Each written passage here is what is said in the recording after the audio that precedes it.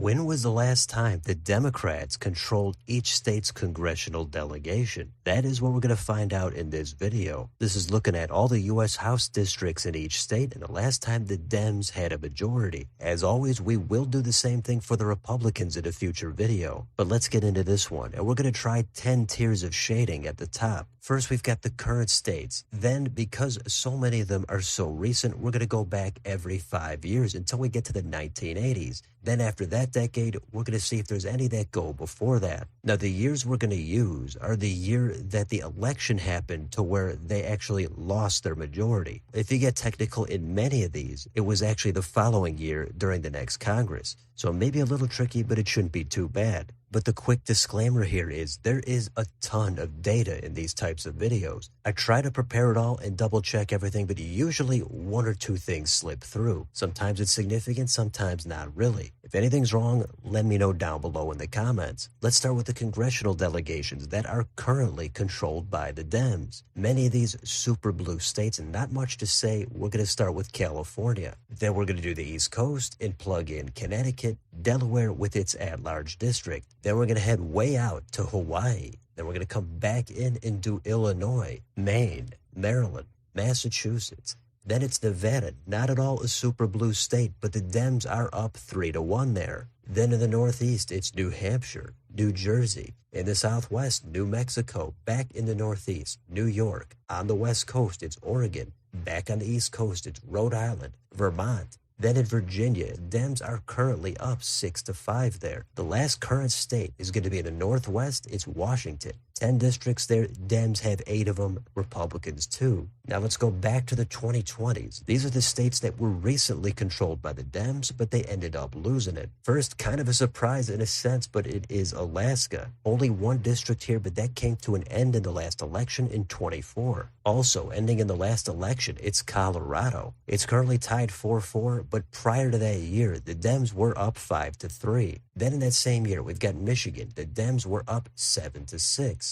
And it's also Pennsylvania. Prior to 24, the Dems were up 9-8 in those 17 districts. In 2022, we've got Arizona. The Dems were up 5-4. Then back in 2020, it's kind of a red state, but in Iowa, the Dems were actually in the majority there, 3-1. And the last state in this tier is Minnesota. It's currently tied 4-4, but up until 2020, the Dems were up 5-3. Back in the next tier, 2015 to 19, we've actually got no states to add. So we're going to go back to the next tier, 2010 to 14. And the first state here is going to be North Carolina. It was tied up until 2024, but back in 2012, that's the last time the Dems were up here, and they had a 7-6 majority. In the same tier, we've got a bunch of states for 2010. First is Arkansas. Dems were up 3-1. In Indiana, Dems were up 5-4. In Mississippi, they were up 3-1. In North Dakota, that at-large district was last held by the Dems up until 2010. Also in Ohio, Dems were up 10-8 up until that same year. Same thing in South Dakota. Also in Tennessee, Dems were up 5-4. In West Virginia, Dems were in the majority there of those 3 districts 2-1. And finally, in Wisconsin, in the 8 districts, Dems were up 5-3. In the next tier, it's another one without any new states. So we're going to go back to 2000 and 2004. And the state this time is Texas. In 2004, the Republicans gained the majority there. But prior to that, there was a party switch and the delegation was tied. And before that, the Dems were in the majority. The other state in this tier is Missouri. The year is 2000. In that year, the blue team had a majority of 5-4. Back in the next tier, 1995 to 99.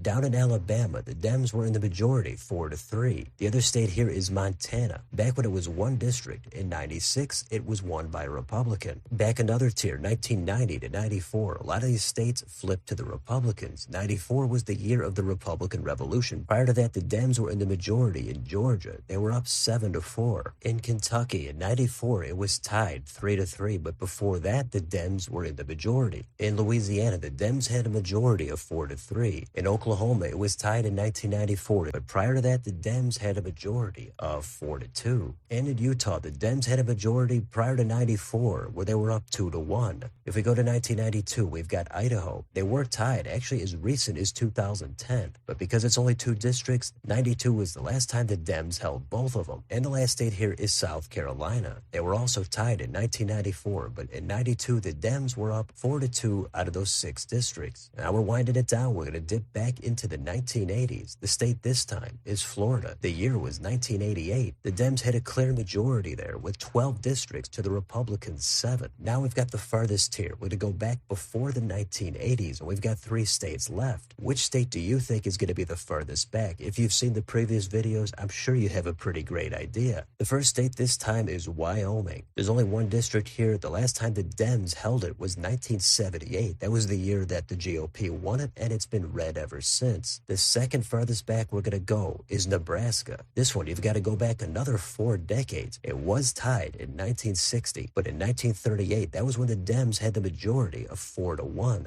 Now, the state with the longest drought here is no stranger at all. You know it, you love it, it's Kansas. They were actually tied as recent as 2008. Then it was a 2-2 delegation. There were other ties since, but if you want to know the last time the Dems actually had a majority in this delegation, you've got to go way back, more than 100 years. The year here is 1918. There were 8 districts back then. The Dems were in the majority in 5 of them. Republicans had 3 of them. And that year, the Republicans took the majority. And they haven't looked back ever since. Outside of those ties, they've been in the majority the entire 100+ years. And that's it. That's the entire map. Obviously, a lot of states are in the majority right now or have done so in the past decade. The interesting thing to do is to find the droughts. Now, I don't think there's a lot of surprise that it's the usual red states, especially Kansas, also Wyoming, Nebraska, Utah, etc. Florida might be a surprise. Going back into the 1980s, that was one of the longer droughts. And maybe the other notable thing would be the red states that have done it far more recently. Arkansas, Tennessee, Mississippi, Indiana, West Virginia. Dems were in the majority in those states in almost recent memory. It's only about a decade and a half since that red wave of 2010. Even in moderately red states like Iowa,